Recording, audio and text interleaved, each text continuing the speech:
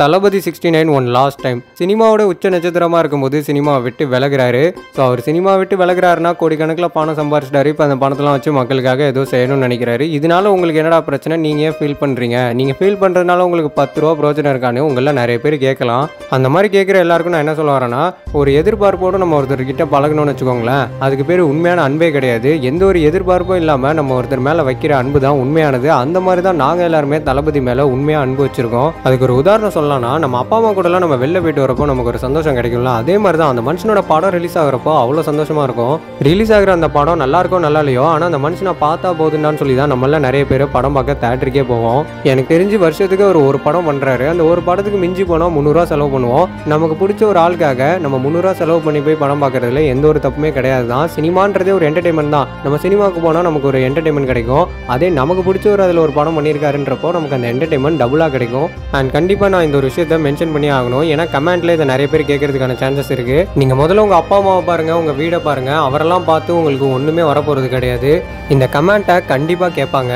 நம்ம யாருமே முட்டாள் கிடையாது. நம்ம சம்பாதிக்கிற காசு நமக்கும் நம்ம அப்பா அம்மாவுக்கும் மட்டும்தான். நம்ம குடும்பத்தை நம்ம தான் காப்பாற்றி ஆகணும். நமக்காக வேற யாரும் ஹெல்ப்லாம் பண்ண மாட்டாங்க. ஸோ நம்ம இந்த சினிமாவை பார்க்குறோன்னா சினிமாவை மட்டும்தான் பார்க்குறோம். அதில் நமக்கு அவங்களுக்கு பிடிச்சிருக்கு, அவ்வளோதான். நமக்கு பிடிச்ச ஒரு நடிகருக்காக ஒரு நாள் செலவு பண்ணி சினிமா பார்க்கறதுல எந்த தப்பும் கிடையாது.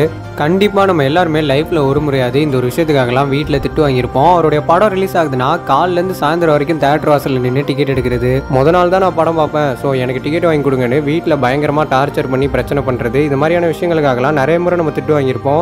என்ன சொல்லுவாங்க, ஸோ அந்த மாதிரி நீ அவ்வளோ காசு கொடுத்து அந்த படத்தை பார்க்கணுமா? அப்படி நீ பார்க்குறதா இருந்தால் சம்பாரிச்சு உன் காசில் பாரு, எங்கள் காசில் பார்க்காத. விஜயா உனக்கு சோறு போடுறாரு, நாங்கள் தானே போடுறோம்னு சொல்லி இந்த மாதிரியான பல வார்த்தைகளில் நம்ம கண்டிப்பாக ஒரு தடவை திட்டு வாங்கியிருப்போம். இந்த மாதிரியான திட்டுகள்லாம் விஜய் சாரோட ஃபேன்ஸ் மட்டும் இல்லை, எல்லா ஆக்டர்ஸோட ஃபேன்ஸுமே அவருக்காக நம்ம திட்டு வாங்கியிருப்போம்.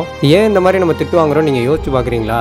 ஸோ என்னதான் இருந்தாலும் நமக்கு சாப்பாடு போடுறது நம்ம அப்பா அம்மா தான். நம்ம சம்பாரிச்சாதான் நம்மளால சாப்பிட முடியும். இருந்தாலும் அவங்களோட படத்தை பார்க்க நம்ம ஏன் அவ்வளோ எக்ஸைட்மெண்ட் ஆகிறோம்னா, அவங்க மேலே வச்சிருக்கிற அன்பு அந்த மாதிரி. அந்த நடிகர்களுக்காக நம்ம எவ்வளோ லாயலாக இருக்கும்னு பாருங்களேன். படம் நல்லா இருந்துச்சுன்னா நல்லா இருக்குன்னு சொல்லுவோம். படம் நல்லா இல்லைனா கூட நம்ம ஆக்டர் பயங்கரமாக நடிச்சிருக்காரு அப்படின்னு சொல்லி பயங்கரமாக அந்த படத்துக்காக முட்டு கொடுப்போம்.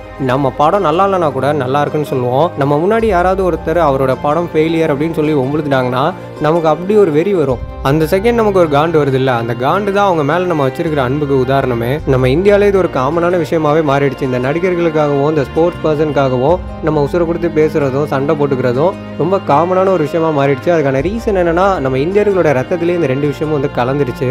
ஸோ தளபதி 69 ஒன் லாஸ்ட் டைம் அப்படின்னு போடும்போது இது இப்போதைக்கு லாஸ்டா இல்லை இதுதான் லாஸ்டாங்கிறதுலாம் நம்ம தளபதிக்கு மட்டும்தான் தெரியும். எனக்கு எல்லா ஆக்டர்ஸையுமே பிடிக்கும், எல்லாரையுமே நான் ரெஸ்பெக்ட் பண்ணுவேன். ஆனால் ரசிகனா நான் தளபதி ரசிகன் தான். 200 கோடி ரூபா சம்பளம், சினிமாவில் அவர் நடிக்கிறத பார்த்து ரசிக்க கோடிக்கணக்கான ரசிகர்கள். இது எல்லாத்தையும் விட்டுட்டு ஒரு மனுஷன் போறேன்னு சொல்றாருன்னா அவர் ஏதோ பெருசா பண்றேங்கிறதுக்காக போறாரு.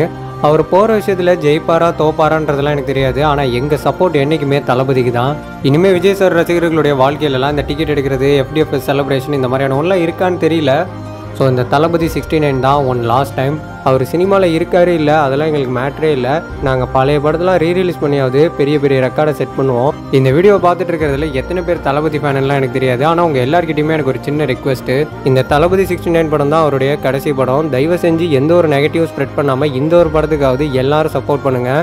இதுக்கு மேலே விஜய்ன்ற ஒருத்தர் படம் பண்ணுவாரா என்னன்றது சரியாக தெரியல. அதனால இந்த ஒரு முறையாவது குறை சொல்லாமல் படம் பார்த்து என்ஜாய் பண்ணுங்கள். அண்ட் தளபதி 69 அனௌன்ஸ்மெண்ட் செப்டம்பர் 14 5 மணிக்கு ரிலீஸ் ஆக போகுது. இந்த அப்டேட் எப்படி இருக்க போகுதுன்றதை நம்ம வெயிட் பண்ணி பார்க்கலாம்.